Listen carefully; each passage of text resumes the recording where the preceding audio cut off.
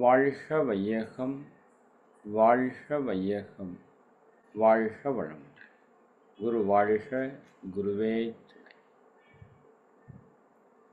எல்லாம் வல்ல அருட்பேராற்றலையும் அதன் அனைத்து தன்மாற்ற நிலைகளையும் பஞ்சபூதங்களையும் நவக்கோள்களையும் பிரபஞ்ச அன்னையையும் அனைத்து உயிர்களையும் ஒரு சேர நினைந்து நன்றியுணர்வோடு வணங்கிக் கொள்வோம். வாழ்க வளமுடன் என வாழ்த்தி மகிழ்வோம். ஆசான் அருட்தந்தை வேதாத்திரி மகரிஷி அவர்களே நம்மோடு சூக்குமமாக நிறைந்திருந்து இன்றைய தெய்வீக நிகழ்வுகள் அனைத்தையும் மிக சிறப்பாக நிகழ்த்தி கொடுப்பாராம். வாழ்க வளமுடன். அனைத்து குரு மகான்களையும் நினைந்து நன்றியுணர்வோடு வணங்கி இந்த மனிதகுலம் உய்வதற்காக தங்கள் வாழ்வையே அர்ப்பணித்த அந்த சித்தர்கள், யோகிகள், ஞானிகளுடைய பரிபூரண ஆசிகளும் நம்மோடு இணைந்து அவர்கள் இந்த ஆன்மீகத்தின் பேரால் மதங்களின் வாயிலாக ஒவ்வொரு மனிதனையும் துன்பத்திலிருந்து அந்த இறை உணர்வை நோக்கி பயணிப்பதற்காக அவர்கள் எடுத்த அனைத்து முயற்சிகளையும் இந்த சமுதாயத்திற்கு சரியான முறையிலே கொண்டு சேர்க்க வேண்டும் என்ற ஒரு நோக்கத்தில் நாம் செயல்பட்டு கொண்டிருக்கிறோம். அதில் அவங்களுடைய ஆசிகள் பரிபூரணமாக இருக்கும் நிச்சயமாக. அந்த விதத்தில் இந்த உலகம் உய்வதற்காக பாடுபட்ட அனைத்து மகான்களுடைய சக்தியும் நம்மோடு இணைந்து இந்த தெய்வீக சிந்தனையை கொடுக்கட்டும் என்று கூறி மிக்க மகிழ்ச்சி நண்பர்களே. அதாவது நவராத்திரி இல்லையா, சிவனுக்கு ஒரு ராத்திரி, சிவனிலிருந்து வந்த சக்திக்கு 9 ராத்திரி என்று சொல்வார்கள். ஏன்னா சிவத்தன்மை அசைவற்றது, அது அசைந்துதான் சக்தியானது. பட் அந்த சக்தியினுடைய நிலை பல்வேறு நிலை இல்லையா. சக்தி ஒரு நிலை 2 நிலையில் இல்லை. சும்மா இருந்த சிவம் மீண்டும் சும்மா இருப்பதற்கான காலம் வரைக்கும் நடுவில் இருக்கிற அத்தனையும் அந்த சக்திக்கான களம்தான். அதனால தான் இந்த பிரபஞ்சத்தையே சக்தி களம் என்று நம்ம முன்னோர்கள் சொன்னார்கள். அப்போ சிவத்துக்கு ஒரு ராத்திரினா சக்திக்கு 9 ராத்திரி இல்லை 90 ராத்திரி கூட வைக்கணும். ஏன்னா மொத்த பிரபஞ்ச ஆற்றலும் சக்திக்குள்ளே தான் அடக்கம். அப்போ அந்த விதத்தில் வருகின்ற அமாவாசைக்கு பிறகு ஒரு அற்புதமான ஒரு நவராத்திரி நமக்கு கிடைச்சிருக்கு. அதை பாருங்கள், நம்ம முன்னோர்கள் எப்படி அமைச்சிருக்கிறாங்க அப்படின்னு. அந்த அமாவாசைக்கு முன்னாடி இந்த மாகாளயபட்சம் என்று சொல்லக்கூடிய அந்த 15 நாட்கள் நம்ம முன்னோர்களுடைய ஆசிகளை பரிபூரணமாக பெறுவதற்காக ஏற்படுத்தப்பட்ட நாட்கள். அதில் கூட நம்ம இப்போது ப்ராப்பராக பித்திருக்கள் தவம் பண்ணுறோம். நிறைய பேர் தொடர்ந்து நல்ல ஈடுபாட்டோடு செய்து கொண்டு இருக்கிறீங்கன்னு நினைக்கிறேன். ரொம்ப மகிழ்ச்சி, ரொம்ப மகிழ்ச்சி. நிச்சயமாக நம்ம செய்கிற ஒவ்வொரு செயலுக்கும் விளைவு உண்டு. அந்த விதத்தில் மிகப்பெரிய நன்றி நாம் சொல்ல வேண்டியவங்க நம்முடைய பெற்றோர்கள், நம்ம முன்னோர்கள். ஏன்னா நீங்கள் யாருக்கு தான் என்னதான் நன்றி சொன்னாலும் நம்ம பெற்றோர்கள் முன்னோர்களுக்கு சொல்லக்கூடிய நன்றி அளவுக்கு அந்த நன்றி சரியாக வராது இல்லையா. ஏன்னா நம்முடைய வாழ்க்கைக்காகவே வாழ்ந்தவர்கள் என்றால் நம்ம பெற்றோர்கள் தான். இந்த உலகத்தில் எத்தனையோ பேரோட உழைப்பை நம்ம பயன்படுத்தி வாழ்ந்தாலும் என்னுடைய வாழ்க்கையில் பெரும் கடன் யாருக்கிட்ட இருக்குது அப்படின்னா என்னோடய பெற்றோர்கள் கிட்ட தான் இருக்குது. அவங்களுக்கான கடன் கட்டுதல் தான் இந்த ஒரு மகாலயபட்ச காலம்னு கூட வச்சுக்கோங்களேன். என் பெற்றோருக்கே நான் இவ்வளோ கடன் பட்டிருக்காருன்னா என்னோடய பெற்றோரை வளர்த்தியவர்களுக்கு நாம் எவ்வளோ கடன் பட்டிருக்கிறோம்.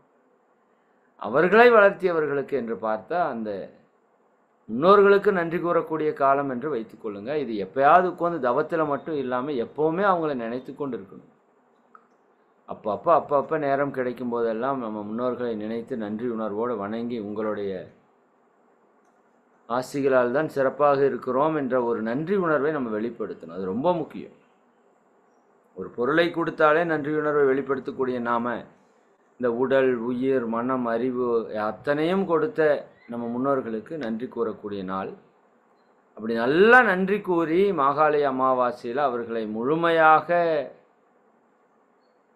தூய்மைப்படுத்தி மகிழ்ச்சிப்படுத்தி அதற்கப்புறம் தொடங்கிறது தான் இந்த நவராத்திரி என்று சொல்லக்கூடிய 9 நாள் அற்புதமான கொண்டாட்டம் இல்லையா?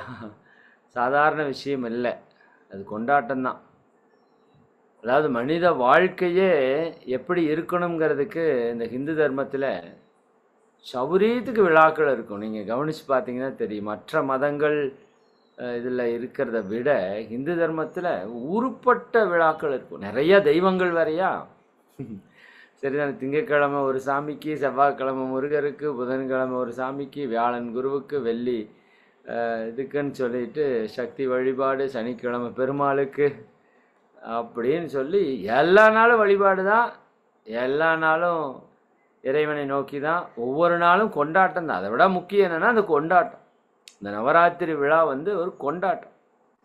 அது ரொம்ப இம்பார்ட்டன்ட் என்ன அப்படின்னு பார்த்தீங்கன்னா மனிதன் மகிழ்ச்சியாக இருப்பது. மகிழ்ச்சியாக இருந்தால் வெற்றி வந்துடும். இதுதானே கான்செப்டு. சரிங்களா? நாம் அடிக்கடி சொல்வோம், நீங்கள் வெற்றி பெற்றால் நான் மகிழ்ச்சியாக இருப்பேன் என்று சொல்கிறீர்கள். ஆனால் உண்மை என்ன? நீங்கள் மகிழ்ச்சியாக இருப்பது தான் வெற்றிக்கான அடிப்படை ரகசியம் இல்லையா? அப்போ அந்த விதத்தில் இந்த நவராத்திரி விஜயதசமி, விஜயம் என்றால் வெற்றி என்று பொருள் இல்லையா? அப்போ அந்த வெற்றி திருநாள், அந்த நாளில் ஒவ்வொருத்தரும் வெற்றி திருமகனாக, வெற்றி திருமகளாக இருக்க வேண்டும் இல்லையா? இருக்கிறோம். இப்போ அப்படி தான் இருக்கிறோம். ஆக்சுவலாகவே இப்போ நம்ம எல்லாருமே வெற்றி பெற்று தான் இருக்கிறோம். மனித பிறவி எடுத்ததே பெரும் வெற்றி தான் இல்லையா? அதில் இப்படி ஒரு குரு கிடைத்து இப்படி ஒரு ஆன்மீகத்தில் பயணிப்பதே என்பதே பெரும் வெற்றி தான். இன்னும் அடைய வேண்டியது இலக்கு இருந்தாலும் இதுவே பெரும் வெற்றி தான். இன்னும் அந்த முழு வெற்றியை நம்ம அடைவதற்கு நமக்கு நிறைய சக்தி தேவை. நீங்கள் இந்த உலக வாழ்க்கையில் பொருள் பெருக்கிறதுக்கே உங்களுக்கு ஆற்றல் தேவை. அப்போ நம்ம வந்த நோக்கமாகி இறைவனை உணரணும்னா நமக்கு அபரிமிதமான ஆற்றல் தேவை. இந்த முன்னோர்கள் இந்த பண்டிகை காலங்களை எப்படி வடிவமைச்சிருக்காங்கன்னா, ஏன் இத்தனை மாதங்களிலே வருகின்ற ஒவ்வொரு மாதமும் நவராத்திரிக்கான காலம் வருகிறது. அமாவாசை தொடர்ந்து அடுத்த 10 நாட்களைத்தானே நம்ம கொண்டாடுறோம். அதில் இந்த காலத்திற்கு 2 விளக்கங்கள் இருக்கிறது. ஒன்று, இந்த பிரபஞ்ச சக்தி அபரிமிதமாக இந்த பூமியில இறங்கக்கூடிய காலம். இப்போ பிரபஞ்ச ஆற்றலை இயற்கையாகவே நாம் அபரிமிதமாக பெறுவதற்கான ஒரு காலமாக இந்த காலம் இருந்திருக்கு. ஒன்று. இரண்டாவது, இது பருவகால மாற்றம் என்பதை நம்ம புரிஞ்சுக்கணும். புரட்டாசி மாதம் என்பது பருவகால மாற்றத்திற்கான ஒரு மாதம். இந்த மாதத்தில் மழையும் இருக்கும், வெயிலும் இருக்கும். நீங்கள் கவனித்து பார்த்தீங்கன்னா தெரியும். இப்போ புதிதாக மழை பெய்வதற்கு ஆரம்பிக்கிற காலம். அப்படி ஆரம்பிக்கும் போது பூமியினுடைய உஷ்ணத்தன்மை உள்ளிருந்து பிச்சுக்கிட்டு வெளியே வரும். இப்போ நீங்கள் கவனித்து பாருங்களேன். இப்போ இந்த ஆவணிலேயே இப்போ அப்படி தான் இருக்குது. பூமியினுடைய உஷ்ணம் தாறுமாறாக உயர்வதை நம்ம பார்க்குறோம். உங்கள் ஊர்கள்லேயே நீங்கள் பார்க்கலாமே. மே மாதம் அடிக்கிற மாதிரி வெயில் அடித்து கொளுத்துதே. பகல் ஃபுல்லாக வெயிலாக இருக்குது, இரவில் மழையாக இருக்குது. டோட்டலாக இந்த பூமி மாற்றம் பெறுவதற்கான ஒரு காலம், காலமாற்றம். இப்போ இந்த காலமாற்றம் நடக்கும்போது, அந்த வெயிலும் மழையும் மாற்றி மாற்றி இருக்கும்போது, இந்த சீதோஷண நிலையாலே உடல் உஷ்ணம் அதிகரித்து பல உடல் நோய்கள் வருவதற்கு வாய்ப்பு இருக்கு. அதனால தான் இந்த புரட்டாசி மாதத்தை ஆன்மீகத்திற்கான மாதமாக நம்ம முன்னோர்கள் மாற்றியதற்கான 2 காரணங்களில் முக்கியமான காரணம் இந்த சீதோஷண நிலை வேறுபாடு. அப்போ எப்போவெல்லாம் மனிதனுக்கு இந்த பிரபஞ்ச சக்தியால் ஒரு பிரச்சனை வர்றதுக்கு வாய்ப்பு இருக்குதோ, எப்போவெல்லாம் அந்த பிரபஞ்ச சக்தி அபரிமிதமாகவும் மனுஷனுக்கு கிடைக்கிறதுக்கு வாய்ப்பு இருக்கோ, அந்த 2ஐயும் விழாக்களாக மாற்றிட்டாங்க. இந்த மற்றதெல்லாம் அந்த கதைகளெல்லாம் ஏன்னா மனுஷன் சும்மா சொன்னால் கேட்க மாட்டான். அப்போ கடவுளை கூப்பிட்டு ஒரு அசுரனை கூப்பிட்டு கொண்டு முடிச்சிருவாங்க. அதுதான் விழான்றுவாங்க இல்லையா? ஒவ்வொரு விழாவையும் நீங்கள் எடுத்து பாருங்களேன். சூரசம்ஹாரம் இருக்கட்டும், இது நவராத்திரி மகிஷாசுர வதம், சரிதாங்க. அது தீபாவளினா அது நரகாசுரன் வதம் என்று ஒரு அரக்கனை அசுரனை அழிப்பதாக. அப்போ தான் மக்களுக்கு ஒரு என்ன வரும், ஒரு உத்வேகம் வரும். ஓ, கெட்டதை அழிச்சுட்டாரு கடவுள், அப்படி ஒரு ஒரு இது வரும். பட் அதுக்குள்ளே இருக்கிற ஆழமான உண்மை வேற, சரிங்களா? அதுக்குள்ளே இருக்கிற மிக ஆழமான உண்மை என்னன்னா, ஒவ்வொரு மனிதனுக்குள்ளும் மகிஷாசுரன் இருக்கிறான் இல்லையா? அதே போல் ஒவ்வொரு மனிதனுக்குள்ளும் யார் இருக்கிறா? நவராத்திரியினுடைய தெய்வமான சக்தியினுடைய வடிவமான அந்த பேராற்றலுடைய வடிவமான ஆதி பராசக்தி நம்ம ஒவ்வொருத்தருக்குள்ளே இருக்கிறான். மகரிஷி சொல்லுவாங்க, அண்டத்தில் கடவுளென பேசப்படுவன் பிண்டத்தில் உயிரென அழைக்கப்படுகிறான். சரிங்களா? அந்த உயிர் சக்தியாக, அந்த பிரபஞ்ச சக்தியே நம்ம உயிர் சக்தியாக இருந்து நம்மை காத்து கொண்டிருக்குது. ஆனால் அதே சமயம் இந்த மகிஷாசுர வதத்தில் ஒரு தெளிவான விளக்கம் இருக்குது. மற்ற அசுர வதத்திற்கும் இந்த மகிஷாசுர வதத்திற்கும் ஒரு பெரிய வித்தியாசம் என்னன்னா, மற்ற அரக்கர்கள் எல்லாம் அசுரர்கள் எல்லாமே மனித வடிவில் முழுமையாக இருந்து ஒரு கடவுளை எதிர்த்தவர்கள். மகிஷாசுரன் அவனுடைய தலை எருமை மாட்டினுடைய தலை கொண்டது. மகிஷம் என்றால் எருமை என்று பொருள். அப்போ அந்த எருமை தலையை கொண்ட ஒரு அசுரனை சக்தி, துர்கை, காளி என்று சொல்லக்கூடிய அந்த ஆதி பராசக்தி அழித்து, சரிங்களா, அந்த ஒரு துன்பத்திலிருந்து மக்களை மீட்டெடுத்து ஒரு இன்பத்திற்குள்ளாக்கிய நாள் என்பதைத்தான் நம்ம கொண்டாடுறோம். அப்போ இதிலிருந்து நம்ம புரிந்து கொள்ள வேண்டிய விஞ்ஞான ஞான உண்மை என்ன, ஞான மார்க்கத்தினுடைய சத்தியங்கள் என்னன்னா, இப்போ நமக்குள்ள மகிஷாசுரனும் இருக்கிறானா இல்லையா? எல்லாருக்குள்ளேயும் இருக்கிறான். நமக்குள்ளேயும் கௌரவர்கள் இருக்கிறாங்க, நமக்குள்ளேயும் துரியோதனன் இருக்கிறான், நம்மளுக்குள்ளேயும் துச்சாதனன் இருக்கிறான், நமக்குள்ளேயும் ராவணன் இருக்கிறான், நமக்குள்ள ராமனும் இருக்கிறார், நமக்குள்ள பாண்டவர்களும் இருக்கிறாங்க, சரிங்களா? நமக்குள்ள சக்தி தேவியும் இருக்கிறாங்க, நமக்குள்ள நரகாசுரனும் இருக்கிறான், சரிதானுங்களா? எல்லா கடவுளும் இருக்கிறாங்க. எல்லா அசுர சக்தி எங்கே இருக்குதுன்னா வெளியே இல்லை, நமக்குள்ளாக இருக்குது. அப்போ அந்த அசுரனை நம்மளை யார் துன்பப்படுத்துறது? நம்ம மனதில் இருக்கிற தீய குணங்கள். அது அருமையாக வழிபடுத்தியிருக்காங்க பாருங்க. அந்த 9 நாட்களுக்கு 9 தெய்வங்களை கொடுத்து 9 பண்புகளை கொடுத்துருக்குறாங்க. மிகப்பெரிய ஆச்சரியமான ஒரு விஷயம். நீங்கள் அதெல்லாம் கொஞ்சம் அதனோட வரலாறுகளை கொஞ்சம் ஆழமாக பார்க்கணும். 9 நாட்களை சும்மா ஏதோ இறை வழிபாடுன்னு விடலை. 9 தெய்வங்களை அதற்கென்று உருவகப்படுத்தி ஒவ்வொரு தெய்வத்திற்கும் ஒவ்வொரு பண்புகளை கொடுத்து, சரிங்களா, ஒரு மனிதனை எப்படி ஒரு 48 நாள் விரதம் இருந்து அவனை ஒரு நல்ல வழியில் திருப்புறாங்கல்ல, அது வரைக்கும் எப்படியோ சுற்றி கொண்டு இருந்த ஒருத்தனை கூப்பிட்டு 48 நாள் விரதம் இருந்தா அவன் காலையில் எழுவது என்ன, பச்சை தண்ணியில் குளிப்பது என்ன, இறை வழிபாட்டில் ஈடுபடுவது என்ன, தூய உணவுகளை உண்பது என்ன, பிற உயிர் கொலைகளை தவிர்ப்பது என்ன, போதை வஸ்துக்களிலிருந்து தன்னை ஒதுக்கி வைத்துக் கொள்வது என்ன, சரி, பாலுணர்விலிருந்து தன்னை விடுவித்துக் கொள்வது என்ன, ஒழுக்க பழக்க வழக்கங்களே தன்னை வாழ வைத்து கொண்டு அந்த தூய நிலைக்கு செல்வதற்கான ஒரு முயற்சி தான் அந்த விரதம். அப்போ அது போல ஒரு மனிதன் தன்னை தூய்மையாக்கி கொள்ளக்கூடிய ஒரு காலம்தான் இந்த நவராத்திரி. சரிங்களா? அப்ப மனிதனுடைய தன்மை இப்ப எப்படி இருக்குதுன்னா, விலங்கினுடைய தன்மையில தான் நம்ம வாழ்ந்துட்டு இருக்கிறோம். எருமை எதற்காக காட்டப்படுகிறது என்றால், 5 அறிவு உயிரினம். அதற்கு சிந்திக்க தெரியாது. அதனுடைய இயல்பு சோம்பேறித்தனமானது. இன்னும் அறியாமையில் இருக்கக்கூடிய ஒரு உயிரினம். அதுக்கு இறைவனை பற்றி அறிவு இருக்கிறதா? அதுக்கு சிந்திக்கிற அறிவு இருக்கிறதா? சரிங்களா? அப்ப இப்ப மனித வாழ்க்கை எப்படி போயிட்டு இருக்குது அப்படின்னா, அந்த மகிஷாசுரனை போல தான் நம்ம வாழ்ந்துட்டு இருக்கிறோம். அந்த உலக மக்களுடைய வாழ்க்கையை எடுத்து பார்த்தோம் அப்படின்னா, நம்ம வாழ்க்கை ஒரு விலங்கினத்தினுடைய வாழ்க்கை போல தான். நான் அடிக்கடி சொல்லுவேன், ஒரு நாய் பிறக்கிறது, கொஞ்ச நாள் வளர்கிறது, அப்புறம் இனப்பெருக்கம் படுகிறது, 2 குட்டியை போடுகிறது, கொஞ்ச நாள் வளர்த்துக்கிறது, அப்புறம் துரத்தி விட்டுறது, அது இது பாட்டுக்கு தெரியுது, கொஞ்ச நாள் ஆகிறது, கொஞ்சம் வயதாகிறது, கொஞ்சம் நோய் வருகிறது, இறந்து போய்விடுகிறது. நோய் வருதுன்னு கூட சொல்ல முடியாது, முதுமையின் காரணமாக இறந்து போய்விடுகிறது. இப்போ நாமளும் பிறக்கிறோம், வளர்கிறோம், வேலைக்கு போகிறோம், படிக்கிறோம், வேலைக்கு போகிறோம், கல்யாணம் பண்ணுறோம், 2 குட்டியை போடுறோம், அதையும் வளர்த்துறோம், அதையும் கடைசி வரைக்கும் விடுறதே இல்லை. அதாவது நாயாவது விட்டுறது, நீ போய் பொழைச்சிக்கோன்னு.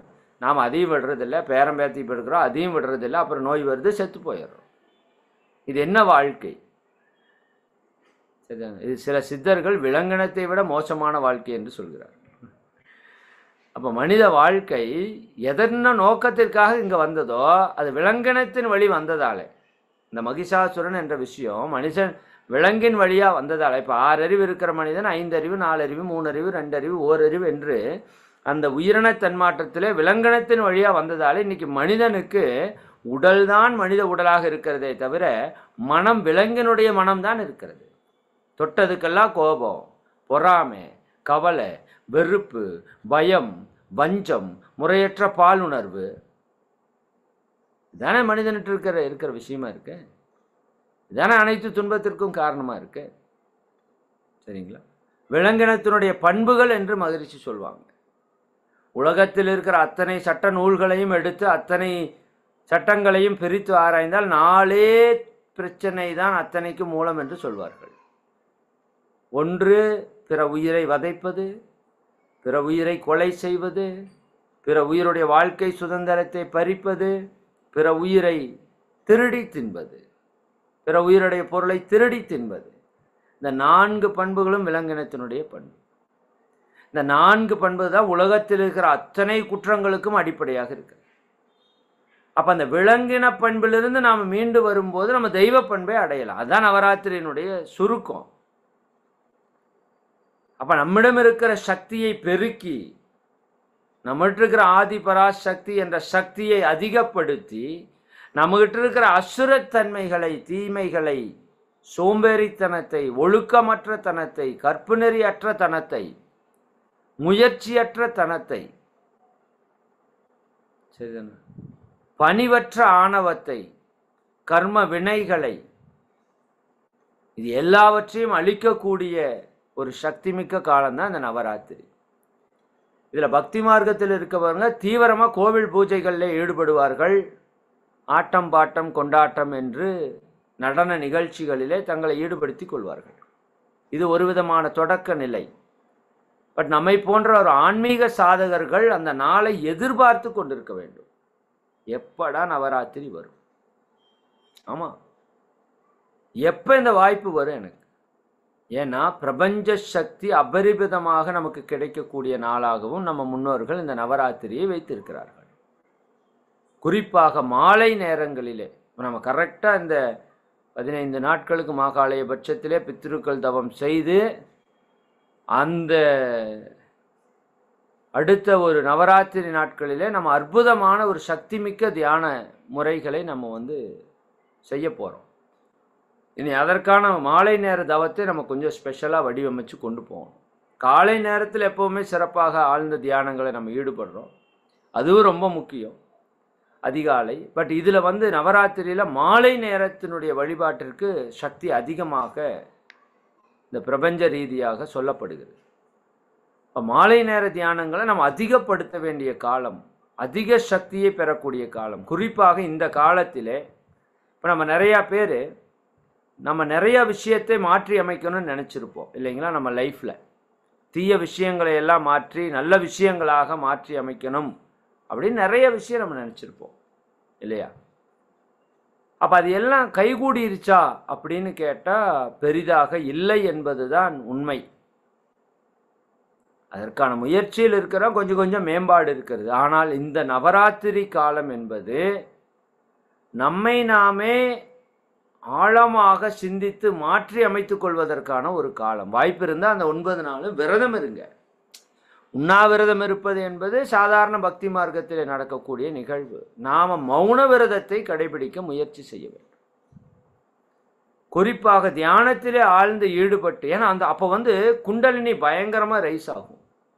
நீங்கள் கவனித்து பாருங்கள். இப்போ நம்ம அந்த மாதம் இந்த 9 நாட்கள் முழுக்க 9 மைய தவத்தை தான் பண்ண போகிறோம். சக்தி காலத்தில் அதிக நேரம் தியானம் பண்ண போகிறோம். அப்போ அந்த காலத்திலே அப்பரிமிதமாக குண்டலினி சக்தி என்னாகும்? மேலே சீறி பாறைக்கு ஆரம்பிக்கும். அதாவது அசுரத்தன்மை வெல்லணும்னா மூலாதாரத்தில் இருக்கிற குண்டலினியை நீங்கள் சகசிராதாரத்திற்கு ஏற்றி அதை கடந்து செல்ல வேண்டும். இதுதான் தியானத்தினுடைய வழிமுறை. அவ்வளோ சீக்கிரம் அந்த அசுர சக்தியை வெல்ல முடியாது. நம்ம நினைக்கிற மாதிரி விளையாட்டெல்லாம் கிடையாது. ஏன்னா அது பல்லாயிரம் ஆண்டுகளாக நமக்குள்ளே வந்திருக்கிற உடன் பிறப்பு, நம்மை ஒட்டியே பிறந்து கொண்டிருந்த பிறப்பு அது. சரிங்களா? அப்போ அதிலிருந்து நம்ம விடுபட்டு வரணும்னா அதுக்கு அப்பரிமிதமான ஆற்றல் நமக்கு வேணும். தொடர்ந்து தியானத்தில் ஈடுபட வேண்டும். அப்போ குறிப்பாக அந்த 9 நாட்களில் நாம் அபரிமிதமான ஆற்றலை பெறுவதற்கான காலம். அதில் முதல் 3 நாட்கள் பூமியிலிருந்து அபரிமிதமான சக்தியை நம்ம ஈர்த்து கொள்ள முடியும். அடுத்த 3 நாட்கள் சூரியனிலிருந்து அபரிமிதமான சக்தி, அடுத்த 3 நாட்கள் சந்திரனிலிருந்து அபரிமிதமான சக்தி. ஏன்னா நமக்கு பூமி, சூரியன், சந்திரன் தான் அதிகப்படியான ஆற்றலை கொடுப்பதற்கான கிரகங்கள். அதனால தான் சூரியனை தந்தை என்றும் சந்திரனை தாய் என்றும் சொல்கிறோம். பூமாதேவி என்று, பூமி மாதா என்றும் சொல்லுகிறோம். நமக்கு உயிர் கொடுத்தது. அப்போ அவ்வளவு முக்கியமான அந்த கோள்களுடைய ஆற்றலை நாம் பெறுவதற்கான காலமாகவும், கோள்களுடைய ஆற்றல் நமக்கு உதவக்கூடிய காலமாகவும், பஞ்சபூதங்கள் நமக்கு உதவக்கூடிய காலமாகவும், பிரபஞ்ச சக்தி நம்முடைய குண்டலினியை உயர்த்தி ஆன்மீக உயர்வை பெறுவதற்கான காலமாகவும், நம்மகிட்ட இருக்கிற தீய குணங்களை எல்லாம் அழித்து நற்குணங்களை பெறுவதற்கான காலமாகவும் இந்த நவராத்திரி அமைக்கப்பட்டிருக்கிறது. அதனால தான் ஒரு மனிதன் வெற்றி பெறுவதற்கு 3 விஷயங்கள் தேவை. சரிங்களா? முதல்ல வீரம் தேவை, ஒரு துணிவு தேவை. சரி, ஆன்மீகம் கோழைகளுக்கானது அல்ல என்று விவேகானந்தர் சொல்வார். நிச்சயமா நீங்கள் வாழணும் என்றால் துணிவு தேவை. இல்லாட்டி எல்லாரும் செத்துருவான். ஒவ்வொருத்தரும் ஒவ்வொரு நாளும் செத்துக்கொண்டே இருக்கிறான். பயம், மரண பயம், பயத்திலிருந்து நாம் முதல்ல விடுபட வேண்டும். அதுக்கு வீரம் வேண்டும் இல்லையா? 2வது, மனித வாழ்க்கையை செம்மையாக வாழ்வதற்கு செல்வம் வேண்டும். முதல்ல துணிவு வேண்டும், அதுக்கப்புறம் செல்வங்கள் வேண்டும். 16 செல்வங்களும் வேண்டும். சரிங்களா? அப்போ செல்வ வளம் என்பது ரொம்ப ரொம்ப முக்கியம். பொருள் எல்லாருக்கும் இவ்வுலகம் இல்லை. அதில் துர்க்கை வழிபாடு வீரத்திற்கு, லட்சுமி வழிபாடு செல்வத்திற்கு. இதற்கெல்லாம் முத்தாய்ப்பாக ஒரு மனிதன் சிறப்பாக வாழ்வதற்கு கல்வி வேண்டும். கல்வினா இன்னைக்கு போகிற ஸ்கூலுக்கு போகிற கல்வி அல்ல, அதுக்கு பேர் கல்வியே அல்ல. அது கல்வியினுடைய ஒரு சிறு பகுதி என்று வைத்துக் கொள்ளுங்கள். சரி, கல்வியினுடைய ஒரு சிறு பகுதி. உண்மையான கல்வி வேண்டும். ஒரு மனிதன் வாழ்வதற்கு அவன் வாழ்வியலை பற்றிய கல்வி, அவன் ஆன்மாவை பற்றிய கல்வி, இந்த இயற்கையை பற்றிய கல்வி, ஒழுக்க பழக்க வழக்கங்களை பற்றிய கல்வி வேண்டும். அதனால தான் பாருங்க, இந்த 9 நாளில் சரஸ்வதி பூஜை என்று தான் நம்ம கொண்டாடுவோம். லட்சுமி பூஜை என்றோ துர்கா பூஜை என்றோ கூட கொண்டாட மாட்டோம். ஒரு படம் கூட வந்தது, உங்களுக்கு தெரியும். கல்வியா, செல்வமா, வீரமா? சரிங்களா? ஒன்றை ஒன்று சார்ந்திருந்தாலும் அது உண்மையாலுமே முதன்மையானது என்றால் கல்வி தான். ஏன்னா மற்ற உயிர்களுக்கு இல்லாத மனிதனுக்கான அடிப்படை தேவை கல்வி தானே. இப்போ நம்ம கற்றுக்கொண்டால் தானே எல்லாத்தையும் செய்ய முடியும். வேற எந்த உயிரினத்திற்கும் கல்வி கிடையாது. அது பிறக்கும் போதே வாழ கற்றுக்கொண்டு அனுப்பிச்சிட்டான் இறைவன். மனிதனை மட்டும் பிறந்த பின்பு வாழ கற்றுக்கொள்ள அனுமதித்திருக்கிறான். அப்படி இருந்தால் தான் நம்ம இறைவனையே உணர்வதற்கான கல்வியும் கற்றுக்கொள்ள முடியும் என்பதற்காக. அப்போ அந்த கல்வி ஒரு மகத்தான விஷயம். அந்த கல்வி நமக்கு சிறப்பாக இருக்கணும். அப்போ ஒரு மனித வாழ்க்கையில் துன்பம் இல்லாமல் வாழ்வதற்கு வீரம் வேண்டும், செல்வம் வேண்டும், கல்வி வேண்டும். அப்போ அதற்காக 3 நாட்களை ஒதுக்கி அதனுடைய ஆற்றலை பெறுவதற்கான நுட்பம் தான் அது. சரிங்களா? இப்போ மகிஷாசுர வதம் என்பது நமக்குள்ள இருக்கிற தீய பண்புகளை, தீய குணங்களை அழிக்கணும். அப்போ அதனால தான் நான் சொல்கிறேன், தற்சோதனைக்கு மிக மிக முக்கியத்துவம் கொடுக்க வேண்டிய காலம் நவராத்திரி. அப்போ நம்ம செய்து பார்க்கணும். நம்மகிட்ட இருக்கிற கவலைகளை எரித்து பொசுக்க முடியும். நம்மகிட்ட இருக்கிற தேவையற்ற தீய எண்ணங்களை, பேராசைகளை ஒழிக்க முடியும். முறையற்ற பாலுணர்வை சீரமைத்து கொள்ள முடியும். சரிங்களா? வஞ்சத்தை ஒழித்து விடும். முயற்சி பண்ணி பார்ப்போம். கோபத்தை பொறுமையாக மாற்ற முடியும். அதற்கான காலம்தான் அந்த நவராத்திரி காலம். அப்போ அந்த நவராத்திரி காலத்தில் நம்ம என்ன பண்ணுறோம்? விரத முறைகளிலே ஈடுபடுத்தி கொள்கிறோம். உணவை அளவோடு முறையாக எடுத்துக்கொள்கிறோம். சரிங்களா? 2 வேளையோ அல்லது குறைந்தது 1 வேளையாவது உணவை தவிர்த்து விடுகிறோம். அப்போ இந்த காலம் இருக்கிறது இல்லையா, இந்த காலம் புரட்டாசி மாத காலத்திலே உஷ்ண அதிகமான தாக்குதல் ஏற்படும் போது உடலிலே பல உபாதைகள் ஏற்படும், நோய்கள் ஏற்படும், தொற்றுக்கள் ஏற்படும், வெப்பச்சலனம் சார்ந்த பல துன்பங்கள் உடலிலே தோன்றும். அப்போ அதை குறைப்பதற்காக இந்த விரத முறைகளை நம்ம முன்னோர்கள் சொல்லியிருக்காங்க. அதுக்கு 9 நாளைக்கு 9 விதமான உணவு முறைகளையே நம்ம முன்னோர்கள் வகுத்து கொடுத்துருக்குறாங்க. வாய்ப்பு இருந்தால் அதை பயன்படுத்தலாம், தப்பில்லை. அப்போது இந்த நவராத்திரியில் இன்னொரு மாபெரும் சிறப்பு என்னன்னா, இந்த சமுதாயம் ஒரு பெண்ணிற்கு எவ்வளவு முக்கியத்துவத்தை கொடுத்திருக்கிறது என்பதை உணர்த்துவதற்கான ஒரு பாடமாக இதை நம்ம பார்க்கிறோம். சரிங்களா? நீரின்றி அமையாது உலகு என்பது போல பெண்ணின்றி அமையாது உலகு. உண்மைதானே? பெண்ணின்றி அமையாது உலகு.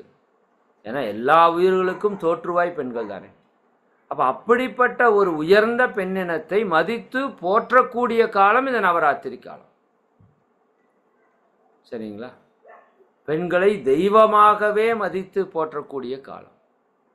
இது ஏதோ வெளியே சாமி கும்பிட்றது அப்படின்னு மட்டும் இல்லாமல் நம்ம வீட்டில் இருக்கிற ஒவ்வொரு பெண்களையும் மதித்து போற்றக்கூடிய காலம். இப்போ எங்கே ஒரு பெண் மதித்து போற்றப்படுகிறாளோ நிச்சயமாக அந்த குடும்பம் நல்லா இருக்கும் இல்லையா? அப்படி மதித்து போற்றக்கூடிய அளவிலே அந்த பெண்ணும் இருக்க வேண்டும். இதையும் முக்கியமாக நம்ம பதிவு பண்ணணும் இல்லையா? ஏன்னா எல்லா உயிர்களையும் பெற்று காத்து வழிநடத்தக்கூடிய அந்த பெண்ணினம் இன்னைக்கு அந்த பெண்ணினத்தினுடைய பெருமையே பெண்ணினமே தெரியாத அளவுக்கு இருக்குது. அதுதான் உண்மை. சரிங்களா? இன்னைக்கு ஏதோ பணம் சம்பாதிப்பதே பெரிதாக நினைத்து கொண்டிருக்கிற பெண்ணினம். பணம் சம்பாதிக்கிறது பெரிதில்லை. ஒரு உயிரை பெற்று வளர்த்தி ஆளாக்கி அதுக்கு சோறு போட்டு குடும்பத்தை நடத்துகிறாங்க பாருங்க, இதுதான் உலகத்தின் மிகச்சிறந்த வேலை. சரிதானுங்களா? மற்றதெல்லாம் இதுக்கு முன்னாடி ஒன்றுமே கிடையாது. புறத்திலே பொருள் என்ன வேணால் நீங்கள் சேர்க்கலாம், அது எளிமை, அது எளிமை. ஆனால் அகத்திலே தியானம் செய்வது கொஞ்சம் கடினம். சரிங்களா? அப்போ நம்மை தூய்மை செய்வது, அகத்திலே போய் நம்மை தூய்மை செய்வது எவ்வளோ கடினம். அது போல குடும்பம் நடத்துறது. சரிங்களா? ஒரு குழந்தையை பெற்று வளர்த்தி ஆளாக்கி சாப்பாடு செஞ்சு போட்டு அதுக்கு தேவையெல்லாம் நிறைவேற்றி ஒரு குடும்பத்தை நிர்வாகம் பண்ணுறதுங்கிறது சாதாரண விஷயம் அல்ல. அதனால் அந்த பெண்களுக்கு அந்த பொறுப்பு கொடுக்கப்பட்டது. சட்டிபான கழுவுற வேலை இல்லை, அது ஒரு மிகப்பெரிய பொறுப்பு. உயிர்களுக்கு உணவிடுவது என்பது அந்த உயிர்களுக்கு உயிரை கொடுப்பதற்கான ஒரு செயல். உயிரை கொடுக்கின்ற செயல் அன்புங்கரணையமாக இருக்கணும். அது யார்கிட்ட இருக்கு? பெண்கள்கிட்ட தான் இருக்கு. அது தெய்வீகத்தன்மை கொண்டது இல்லையா? அப்போ அப்படி இருக்கிற ஒரு செயலை பெண்களுக்கு கொடுத்துருக்காங்க. அப்படி இருக்கின்ற ஒரு பெண் எத்தனை விதத்தில் நமக்கு உதவி செய்கிறார். பெண்ணின் பெருமை பேசினா அது தனி டாப்பிக்காக போயிடும், அந்த அளவுக்கு வேண்டாம். அப்போ அந்த பெண்ணினுடைய பெருமையை, பெண் எப்பேற்பட்ட சக்தி கொண்டவள் அப்படிங்கிறதையும் அந்த குணங்களிலே நாம் தெரிந்து கொள்ளலாம். பெண்கள் துணிச்சல் மிக்கவர்கள், பெண்கள் கற்பு ஒழுங்குடையவர்கள், பெண்கள் ஒன்றை எடுத்தால் முடிக்கக்கூடிய விடாமுயற்சியுடையவர்கள், பெண்கள் வெற்றி திருமகளாக இருப்பவர்கள், பெண்கள் நன்றியுணர்வோடு இருப்பவர்கள், பெண்கள் ஈகை குணத்தோடு இருப்பவர்கள், தங்களுடைய வாழ்க்கையை பிறருக்கு தியாகம் செய்பவர்கள், விட்டு கொடுத்து அனைவரையும் அரவணைத்து போகக்கூடிய தன்மை கொண்டவர்கள் பெண்கள், கல்லையும் கரைக்கக்கூடிய தன்மை கொண்டவர்கள் பெண்கள், எப்பேற்பட்ட நபரையும் அனுசரித்து ஆதரித்து மாற்றக்கூடிய சக்தி கொண்டது பெண்ணினம். இதெல்லாம் பெண்ணினுடைய சிறப்பு, சாதாரண விஷயம் அல்ல. ஒரு உயிரை உற்பத்தி செய்யக்கூடிய புனித செயலை பெற்றிருப்பவர்கள் பெண்கள். தாய்மை, இந்த மாதா வழிபாட்டில் அந்த அன்னைக்கு அது தாய்மையை தான் வழிபடுகிறோம். சரிங்களா? அப்போ இவ்வளவு சிறப்பு மிக்க ஒரு பெண்ணினம், அந்த பெண்ணினத்தை வழிபடுவதற்கான ஒரு காலமாக இந்த நவராத்திரியை வைத்திருக்கிறாங்க. சரிங்களா? இப்போ நவராத்திரி என்பது என்னை பொறுத்த வரைக்கும் நம்ம ஞானத்தை நோக்கி பயணிப்பதில் வெற்றி பெறுவதற்கான ஒரு காலமாக அந்த நவராத்திரி இருக்குது. அதனால் அந்த நவராத்திரியை நம்ம நல்லா பயன்படுத்தணும், ரொம்ப ரொம்ப நல்லா பயன்படுத்தணும். சரிங்களா? அப்போ நம்ம குண்டலினி சக்தி ஆட்டோமேட்டிக்காக என்ன ஆகுதுங்க, மூலாதாரத்தில் அதை கூட நான் அப்படி நினச்சிக்கிறது. நவராத்திரி என்பது நவக்கோள்களுடைய ஆற்றலை பெற்று, சரிங்களா, 9 மையங்களை கடந்து இறைவனோடு இணைவதற்கான 9வது மையம் இறைவன் இல்லையா? மூலாதாரம், சுவாதிஷ்டானம், மணிப்பூரகம், அநாகதம், விசுக்தி, ஆக்னை, துரியம்,